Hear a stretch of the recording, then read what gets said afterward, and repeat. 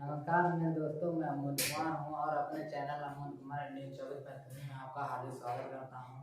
आइए मेरे दोस्तों, मैंने 23 मार्च 2023 को मैंने एक वीडियो डाली थी यूपीएससी एग्जाम प्रीलिम्स के बारे में। मैंने आपको बताया था आज मैं उसी के बारे में, जो मेन का एग्जाम होता है, मेन के बारे में बताऊँ कि मेन एग्जाम में कितने पेपर होते हैं, कौन कौन से सब्जेक्ट आते हैं, कितने सब्जेक्ट का चयन होता है।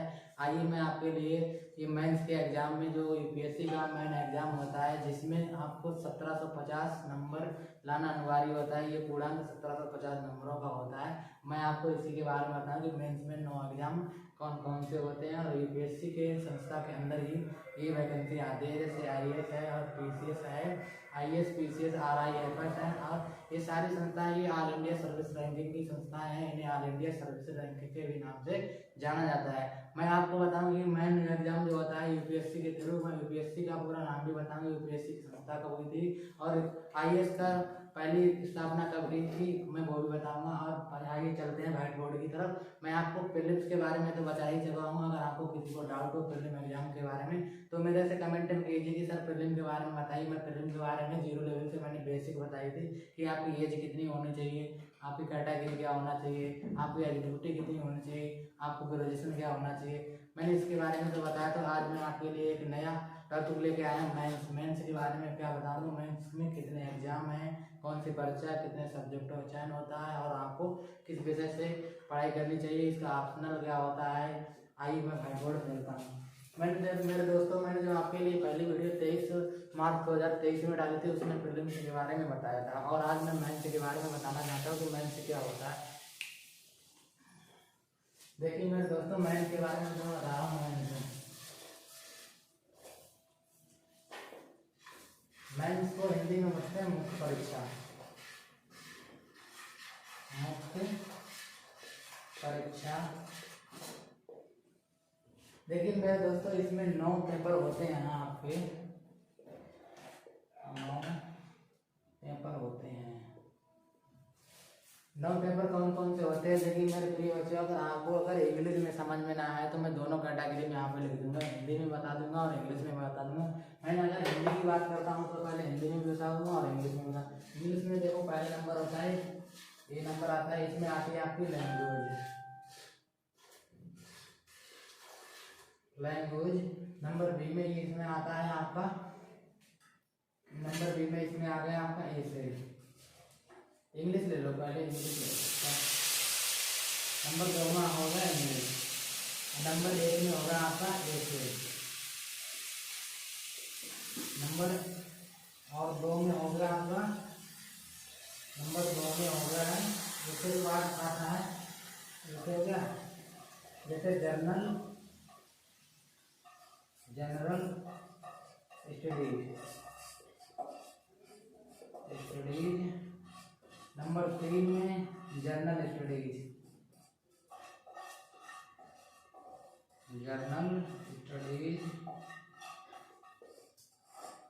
नंबर 4 में भी हो गई जर्नल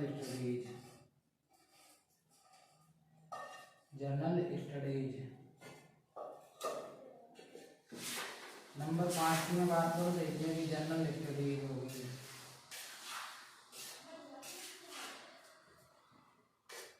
जनरल स्टडीज ये 5। और नंबर 6 की अगर मैं बात करूं तो इसमें होता है ऑप्शनल सब्जेक्ट।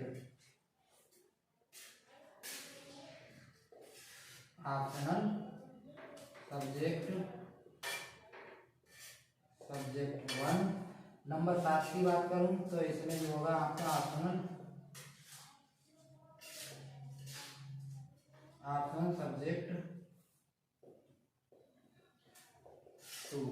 ये मैंने आपको इंग्लिश में बताया। अगर आपको इंग्लिश में समझ में आया तो मैं इसको हिंदी में भी बता दूंगा कि हिंदी में क्या होता है और हिंदी किस तरीके से होती है, हिंदी में कौन सा एग्जाम है। देखिए मेरे प्रिय बच्चे, अब मैंने आपको मेंस के बारे में बताया। अब मैं आपको बताऊं कि मेंस में हिंदी में कौन कौन से सब्जेक्ट होते हैं। तो मेंस के हिंदी के जो सब्जेक्ट हैं वो अभी मैं आपको बता रहा हूँ कि मेंस के हिंदी के सब्जेक्ट कौन कौन से हैं। ये तो मैंने आपको 9 बता दिया भाई। ये नंबर 1 मेंस के सब्जेक्ट की बात करता हूँ। मेंस सब्जेक्ट, इसमें नंबर 1 में क्या होता है, भारतीय विरासत और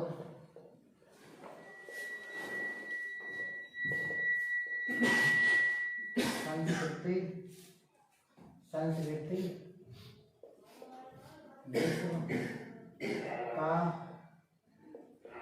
इतिहास। विश्व का इतिहास, भूगोल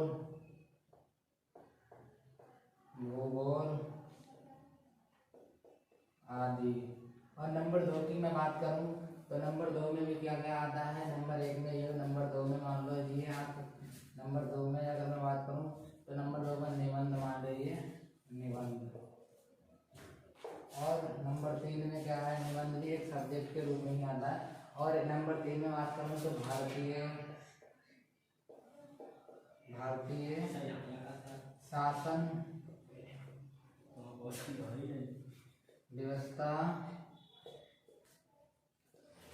व्यवस्था, संविधान, शासन प्रणाली। और नंबर अगर 4 की मैं बात करूं, 4 नंबर में कौन कौन से सब्जेक्ट आते हैं। नंबर 4 में कौन कौन से देखिए, नंबर 4 में कौन कौन से सब्जेक्ट होते हैं। प्रौद्योगिकी,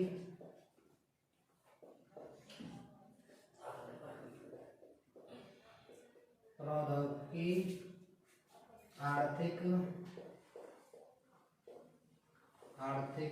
विकास,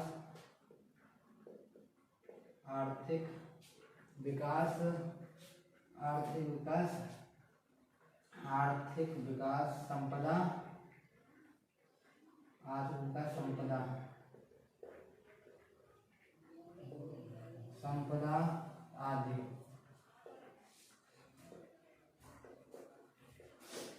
नंबर 5 की अगर बात करूं, नंबर 5 में जैसे राजनीतिक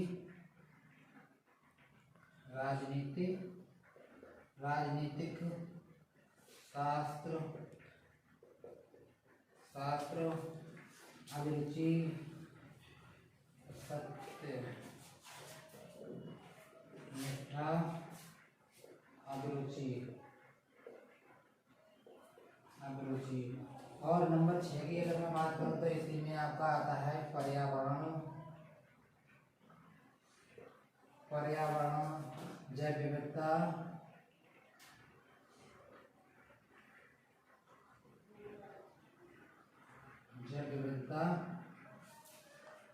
और आपदा प्रबंधन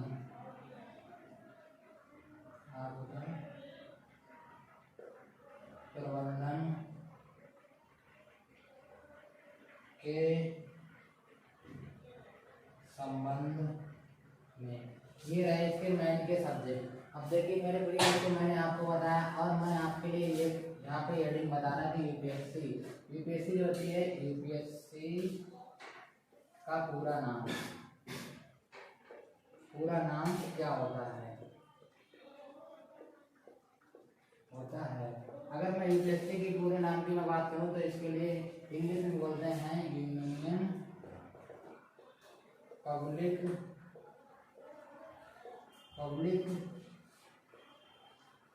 सर्विस कमीशन।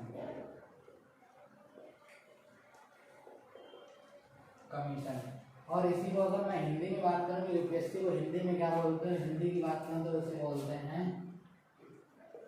संघ लोक सेवा आयोग। संघ लोक सेवा आयोग। ठीक, ये तो इसका हो गया हिंदी में। अब मैं आपको बताना चाहता हूँ कि यूपीएससी का एग्जाम होता है वो सिविल सर्विस का एग्जाम होता है। इसमें मेंस में 9 सब्जेक्ट मैंने आपको बताया कि 9 पेपर जो होते हैं वो 9 ऑप्शनल सब्जेक्ट। तो इसका ऐसा होता है जैसे मान लो कोई बच्चा है सीबीएसई बोर्ड से है और उसको हिंदी पढ़ने में डिफिकल्ट लगता है, कठिनाई होती है तो वो हिंदी में नहीं पढ़ पाता, तो उसके लिए मान लो इंग्लिश लैंग्वेज के लिए रख दिया जाता है। और मान लो कोई बच्चा जैसे यूपी बोर्ड का हो, उसके लिए इंग्लिश पढ़ने में ज़्यादा कठिनाई होती है, तो वो अपना इसके लिए हिंदी में ऑप्शन कर सकता है। जैसे वो हिंदी मीडियम में पढ़ा हुआ है यूपी बोर्ड से, तो वो अपना हिंदी में कन्वर्ट कर सकता है। और यूपीएससी की जो मैंने बात है, यूपीएससी जो है ना, यूपीएससी की मैंने स्थापना जो बताई थी वो 1 अक्टूबर 1926 में हुई थी। और आईएएस की जो पहली परीक्षा हुई थी ना, आईएएस की पहली परीक्षा, आईएएस की पहली परीक्षा 1950 में हुई थी।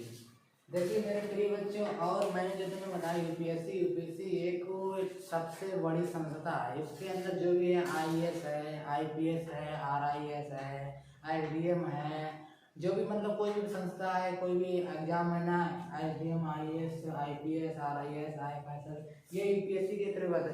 यूपीएससी के अंदर यूपीपीसीएस का एग्जाम छोड़कर बाकी जितने भी एग्जाम ये होते हैं, ये संस्थाएं यूपीएससी के अंदर ही आते हैं।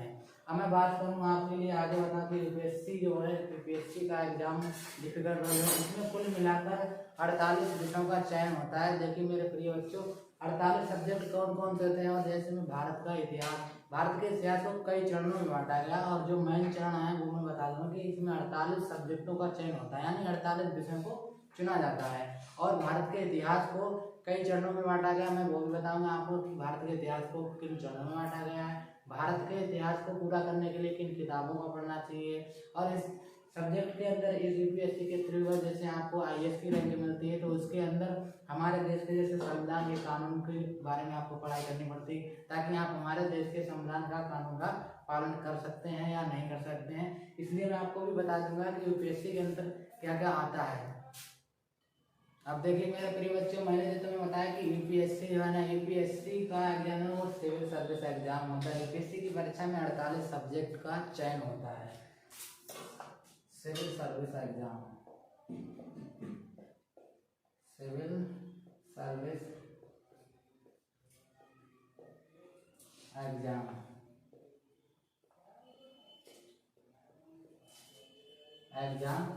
अब मैं तुम्हें बता, सिविल सर्विस जो एग्जाम है यूपीएससी में 48 विषयों का चयन होता है। 48 विषय का चयन होता है। 48 सब्जेक्टों का चयन होता है। और यूपीएससी के अंतर्गत जो आने वाले सब्जेक्ट हैं उनको 2 सब्जेक्टों में विभाजित किया गया, यानी 2 सब्जेक्टों में बांटा गया। 2 सब्जेक्ट हैं, कौन कौन से हैं मैं वो भी बताऊंगा, और 2 सब्जेक्ट के अंतर्गत कौन कौन से सब्जेक्ट आते हैं वो भी मैं बताऊंगा आपको। देखिए जब 2 सब्जेक्ट के अंतर्गत जो सब्जेक्ट बांटे गए हैं, देखिए एक तो होता है अनिवार्य विषय,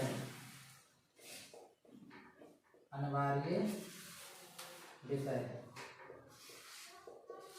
नंबर 1, और नंबर 2 की अगर मैं बात करूं तो इसी में होता है वैकल्पिक विषय,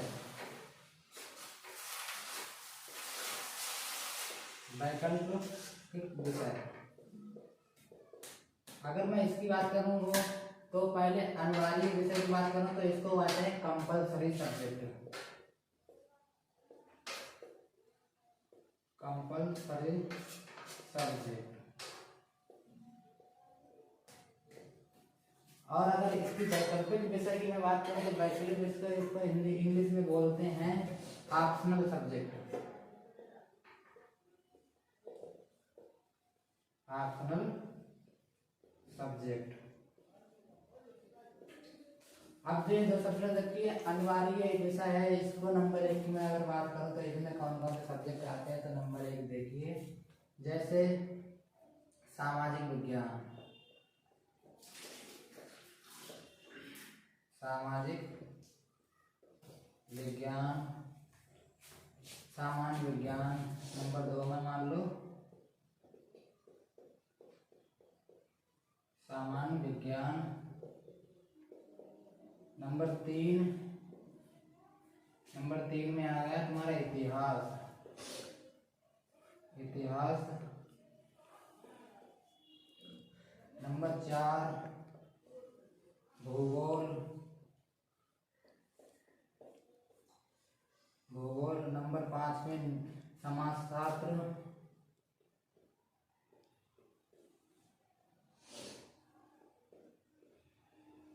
नंबर 7 नागरिक शास्त्र।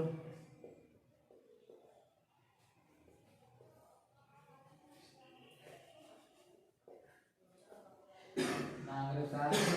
और नंबर 8 में अर्थशास्त्र।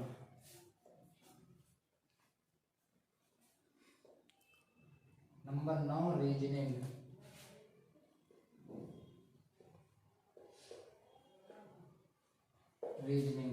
अब ये तो मैंने आपको बता दी 9 सब्जेक्ट हो, इसके बारे में अब मैं आपको बताऊंगा कि 9 सब्जेक्ट तो ये होगा। आप इन सब्जेक्टों को 2 भागों में बांटा गया। ऑप्शनल सब्जेक्ट के अंदर कौन कौन आते हैं अब मैं बताऊंगा आपको। भारत के इतिहास को कितने चरणों में बांटा गया। भारत के इतिहास के 3 चरण हैं, वो अभी मैं आपको बताऊंगा लिख के।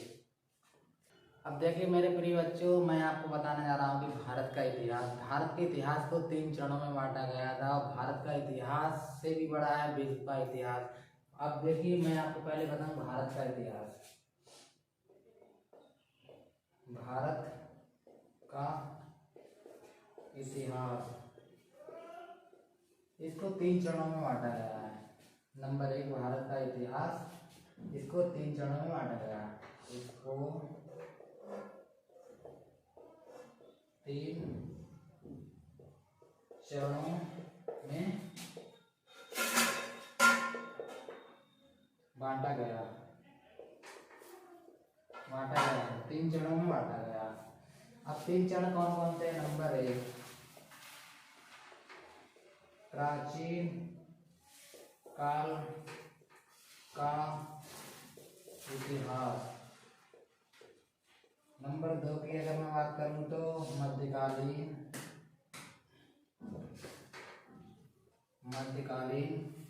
का इतिहास। नंबर 3 की अगर मैं बात करूं, नंबर 3 में कौन कौन सा है तो आधुनिक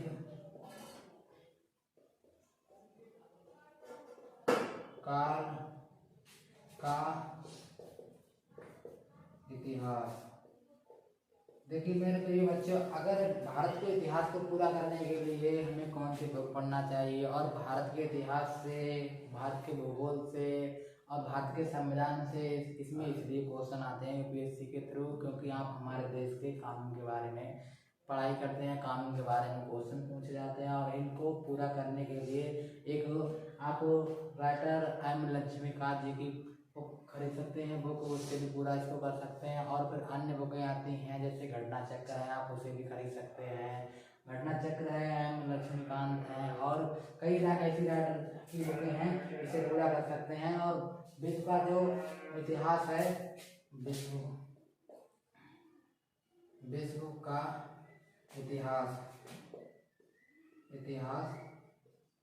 इसे कई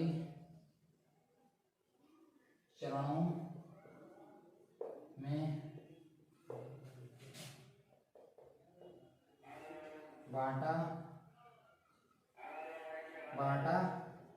गया है। देखिए मेरे प्रिय बच्चों, और मैं आपको बताऊं कि भारत का इतिहास तो मैंने बता दिया, और इसे अगर पूरा करने के लिए मैं बताऊं इसके कानून, इसके भारत के इतिहास में जो होता है कानून कौन कौन से आते हैं, जैसे भारत के संविधान, शासन प्रणाली व्यवस्था, उससे भी क्वेश्चन आते हैं। अंतर्राष्ट्रीय कानून, उसके बारे में पूछ लिया जाता है। और भी मतलब कई संस्थाएं हैं जिसके बारे में राज्य और केंद्र की दोनों के बारे की संस्थाएं पूछ लेते हैं। अब मेरे दोस्तों मैंने आपको ये बता दिया। और तीसरा जो इसका चरण होगा इंटरव्यू कोई मतलब ज़्यादा बड़ी थ्योरी नहीं है, उसमें आपके लिए मैं बता दूं कि इंटरव्यू की अगर मैं बात करूं तो इंटरव्यू अभी मैं आपको लिख के बता रहा हूं।